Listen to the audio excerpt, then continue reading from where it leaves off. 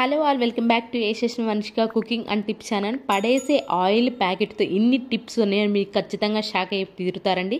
Super useful టిప్ని అయితే తీసుకొచ్చారు. Oil packet మనం అయిపోయిన తర్వాత దీనిలో చపాతీ అండ్ అలానే పూరి కూడా పిండి పెట్టేసుకోవచ్చు అండి.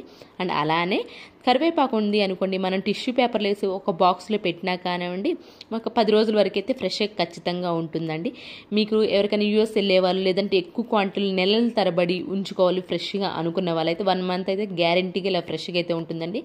మీకు కలర్ కూడా ఏ మాత్రం చేంజ్ అవ్వదండి. ఆయిల్ ప్యాకెట్లో కనుక ఇలా కరివేపాకు వేసి నీట్గా క్లీన్ చేసుకున్న కరివేపాకుని ఆయిల్ ప్యాకెట్లో వేసి ఉంచుకున్నారంటే మీ కలర్ అయితే చేంజ్ అవ్వదు అండ్ ఫ్రెష్గా కూడా ఉంటుంది. అండ్ నెక్స్ట్ టిప్ వచ్చేసి మనం ఈ ఆయిల్ ప్యాకెట్ని వాడేసుకున్న తర్వాత దీన్ని ఇలా కట్ చేసుకోవాలండి. కట్ చేసుకున్న తర్వాత దీనిలో కొంచెం అయితే ఆయిల్ ఉంటూనే ఉంటుంది కదా. మన కౌంటర్ టాప్ గ్రెనైట్ రాయి ఉంది అనుకోండి, ఇది అనేసి మనం అన్నిటికీ వాడుతూ ఉంటాం కదండి. కూరగాయలు కట్ చేసుకోవడానికి అన్నిటికీ పెడుతూ ఉంటాం, కొంచెం షైనింగ్ అనేది పోతుంది అనుకున్నప్పుడు ఈ గ్రెనైట్ రాయిని కనుక మీరు మంత్లీ వన్స్ అయినా సరే ఇలా కనుక మీరు ఆయిల్ ప్యాకెట్ని రుద్దిన షైనింగ్ అనేది ఉంటుంది. అండ్ అలానే ఆయిల్ ప్యాకెట్స్ లోపల మనం ఇలాంటి కత్తెరలు ఉంటాయి కదండి, లేదంటే రెంచులు కానివ్వండి, స్క్రూలు ఫిట్ చేసేవి కానీ ఏవైనా సరే తుప్పు పడుతూ ఉంటాయి కదండి, అలాంటి వాటిని మనం ఆయిల్ ప్యాకెట్లో ఇలా పెట్టేసేసి నైట్ మొత్తం అలాగే ఉంచేసామనుకోండి, తుప్పు ఏదైనా ఉంటే ఈజీగా పోతుందండి. అలానే నెక్స్ట్ టైం త్వరగా అనేది తుప్పు పట్టకుండా అయితే ఉంటుంది.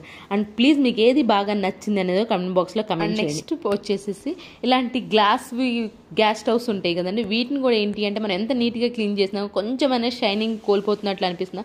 అలాంటప్పుడు మనం ఆయిల్ అయిపోయిన తర్వాత ఒక్కసారి కనుక ఆయిల్ ప్యాకెట్ని రుద్దేసామని మంచి షైనింగ్ అనేది ఉంటుంది. అండ్ నెక్స్ట్ టిప్ వచ్చేసి చపాతీ కర్ర ఉంటుంది, ఇలాంటి వుడ్ ఉంటాయి కదండి, ఇలాంటి వుడ్ గరిటెలు కానివ్వండి, చపాతీ కర్రీ కానీ ఏదైనా సరే ఒక్కసారి కనుక మనం ఆయిల్ ఏదైతుందో ఆయిల్ కనుక రుద్దేసామని త్వరగా అనేది ఫంగస్ అనేది ఫామ్ అవ్వకుండా ఉంటుంది అండ్ షైనింగ్ కూడా ఉంటుంది. సేమ్ అలానే మన చాపింగ్ బోర్డు ఉంటుంది కదా, చాపింగ్ బోర్డు కూరగాయలు అవన్నీ కట్ చేస్తూ ఉంటాం, దానిపైన కూడా మనది వుడ్దే కాబట్టి దానిపైన కూడా ఒక ఆయిల్ ప్యాకెట్ని కనుక రుద్దేసామనుకో అది షైనింగ్ కూడా ఉంటుంది. అండ్ ప్లీజ్ ఒక లైక్ అయితే ఇచ్చేసేయండి. ఇప్పటివరకు చూసారు కదా, ఏదైనా ఒకటైనా యూస్ఫుల్గా అనిపించే ఉంటుంది కదండి.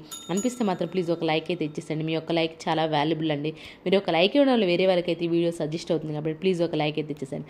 అలానే మన దాన్ని అదే ఆయిల్ ప్యాకెట్తో మన సిజర్స్ అలాగే లైటర్ని కూడా క్లీన్ చేసుకోవచ్చు. నెక్స్ట్ టిప్ వచ్చేసి మనం ట్యాప్స్ని ఎంత నీట్గా క్లీన్ చేసినా కానివ్వండి, మళ్ళీ ఎంత క్లీన్ చేసిన తర్వాత మళ్ళీ వాటర్ పోస్తే మళ్ళీ వాటర్ మార్కులన్నీ పడుతూ ఉంటాయి కదా, అలా జరగకుండా ఉండాలంటే ఒకసారి వాటర్ తోటి మంచిగా వాష్ చేసిన తర్వాత పొడి క్లాత్తో తుడిచేసి ఆ తర్వాత కనుక నూనెని కనుక అప్లై చేసేసామనుకో, నూనె ప్యాకెట్ అయిపోయిన ప్యాకెట్ని అప్లై చేసామనుకోండి, త్వరగా అనేది మరకలు అనేవి పడకుండా వాటర్ పోసినా కానీ కిందకు పడతాయి కాబట్టి వాటర్ మరకలు అనేవి పడకుండా. ఐ హోప్ ఇది కూడా నచ్చిందని అనుకుంటున్నాను.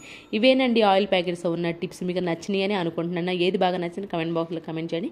యూస్ఫుల్గా అనిపిస్తే మీ ఫ్రెండ్స్ అండ్ ఫ్యామిలీకి షేర్ చేయండి. లైక్ అయితే ఇవ్వడం అసలు మర్చిపోకండి. రేపటి వీడియోలో మంచి టిప్స్ మళ్ళీ మీ ముందుకు వస్తాను. అంతవరకు మీ అందరూ హ్యాపీగా ఉన్న హార్ట్ఫుల్గా అయితే కోరుకుంటున్నాను. Thank you so much for watching.